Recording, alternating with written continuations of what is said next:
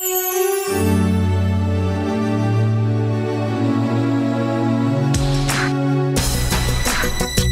taxes and all that, I was taking home $800, so it wasn't too much money.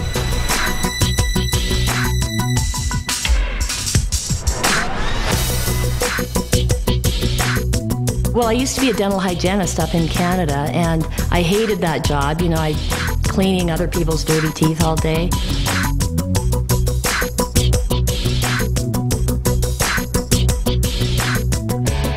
I was really miserable. I was working anywhere from 70 to 75 hours a week, 6 to 7 days a week. I mean, practically every weekend. I don't really remember one weekend that I didn't work.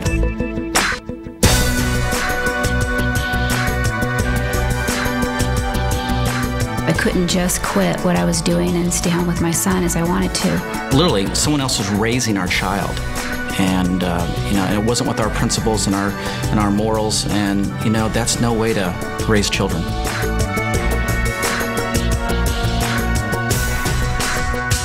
I had a coworker that was just awful, and I was just dreading going to work every day. The place I was living in, I'm telling you, it was a shoebox. I was managing a store. I had a lot of nice suits in the closet, no money in the bank. And as I looked 5 years down the road, everything looked pretty much the same. We got to a point where I just said, there's got to be a better way.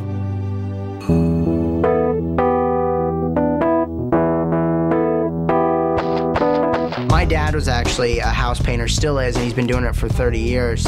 And I saw the road that he had been down, and I knew that I didn't want to be there, and I knew I didn't want to be doing that manual labor. I wanted to have something where I could use my mind and be excited about it. When we retired, our combined retirement Social Security income was about $28,000 a year. That just gets you by. I was waiting tables at Red Lobster. I had just failed out of college, and I was so broke, I was literally riding a bicycle to and from my job. And I really got depressed when I would walk into a business, because I did business to business. I was in outside sales.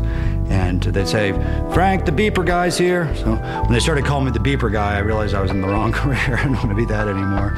But you'd have to get all excited about it, and I wasn't excited about it. I was a wholesale furniture agent, which was great money, and but like I said, if I stopped selling, there was no income coming in. So essentially I was chained to the business. I had gone to law school, but for years I'd been a musician. And I thought, you can always be a lawyer. I want to be a rock and roll star. But the music business is nuts. It goes up and down. If I couldn't find a new tour, I'd be bartending and waiting tables and hoping that nobody would recognize me. Corporate America consisted of 60 to 70-hour work weeks, training executive management to do a job that I was doing, getting underpaid. And as the company grew, I became more valuable, so it was a double-edged sword. The better I was at what I did, the more responsibility that was thrown on me, and there's only one me, and I was doing the job of 3 or 4 people. And it wasn't recognized. It was taken for granted. And that took a toll on my life. I didn't have a life. We had a great team going. I was building homes and she was selling homes. The problem was I was building them during the day, and there was many, many times that she was out trying to sell, close a deal at night, so our paths very seldom crossed. I'd always planned on being successful and having to be able to retire. I always thought about that, but it didn't happen that way. I never have known anything else. I've never known any other type of options other than going to work and getting a paycheck in my other jobs. And when I came in here, I was blown away.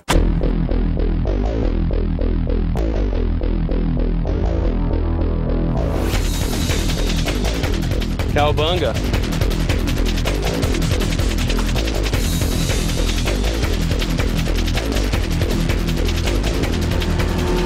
Big houses, great cars, for me it's shoes. If I wanted my boys to look very nice, I don't have to check the tag of the price.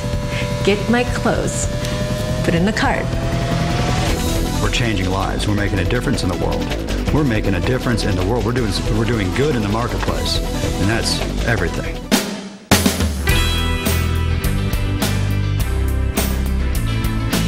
A lot of ways to make money, but there's not many ways you can really be proud about the way that you make money and affect so many people in such a positive way. When I got started, I was definitely looking to make money. There's no question. I was not looking to change the world. I was looking to change my bank account.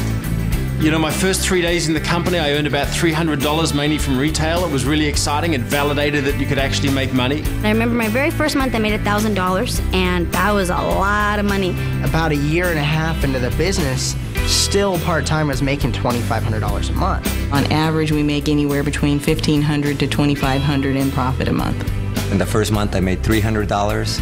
I was very excited. Then $800 the second month, then $2,700 the third month, and then I decided to quit my job. First month in business without having a clue. Literally, our mentor said, do A, B, and C. And being a very willing student, I said, okay, A, B, and C. And first month, it was unbelievable. Actually, our income was $1,500. Personally, best month in the business was $2,800. Did exactly what they told me to do, and actually, the very first month made a profit of $700. And the second month, we made $1,400. A year exactly after I started the business, my checks that month were $5,468.28.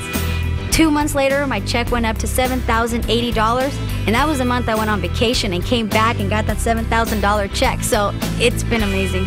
You know, the royalties grew 5 times in 5 months, and last month we hit about $16,000. And then when I got to 10,000, I thought, well, that wasn't so hard after all. Maybe I can get to 15. And I went from 15 to 20 and then to 30 and then even up to $40,000 a month. So it's just been amazing. A little over $25,000 a month. So I'm pretty excited. The first 9 months of really getting going, I had made $250,000.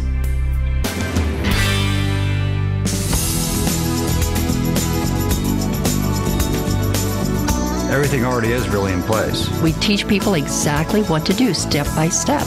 So it's not like traditional business where you're going to have to come up with the marketing plan. You're going to have to come up with the product line. You're going to have to figure out the manufacturing. None of that. It's literally, here's step number 1, here's step number 2, here's step number 3. So all you have to do is plug into the very extensive training program, start taking the first steps, which once you take the first step, that makes the next step easier. This is the perfect time and the right places and the right company. There's still people that say, you know, that's just too good to be true, but it's true. You know, I don't know what else to tell you.